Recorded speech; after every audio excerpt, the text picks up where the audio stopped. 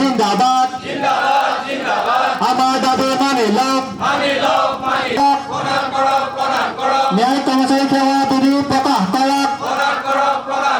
চতুৰ্থ বৰ্গ কৰ্মচাৰী পদোন্নতিৰ ক্ষেত্ৰত 25% নীতি বাহাল কৰক গ্ৰেড আৰু 2017 দৰমহা গাঁথনি আখৰা নিৰ্মূল কৰক স্নাতক হাৰৰ দৰমহা কৰ্মচাৰী গ্ৰেড পে বৃদ্ধি কৰক MPS বাতিল কৰক OPS বাহাল ৰাখক সদৌ ন্যায়িক কৰ্মচাৰী সন্থা জিন্দাবাদ সদৌ ন্যায়িক কৰ্মচাৰী সন্থা জিন্দাবাদ আমাৰ দাবী মানি দীৰ্ঘদিনীয়া দাবী আপোনালোকে দেখিছেই চাগে আমাৰ মহামান্য সুপ্ৰিম কোৰ্টে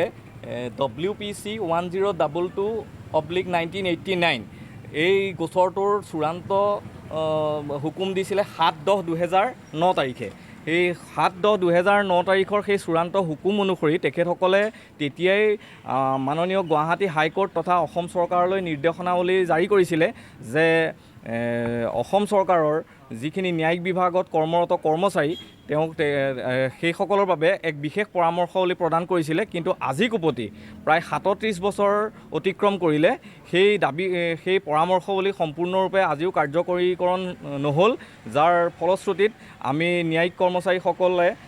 ন্যায়িক বিভাগৰ দৰে এটা বিভাগত অন্যায়ৰ সন্মুখীন হৈ আছোঁ আৰু যাৰ প্ৰতিবাদত আজি আমি সদৌ অসম ন্যায়িক কৰ্মচাৰী সন্থাৰ আহ্বানক্ৰমে এই যোৰহাট জিলা সমিতিয়ে এই প্ৰতিবাদী কাৰ্যসূচী ইয়াতে সমাপন কৰিছোঁ। কাৰ্যসূচী আমাৰ দুদিনীয়া হ'ব, আজি আৰু কাইলৈ।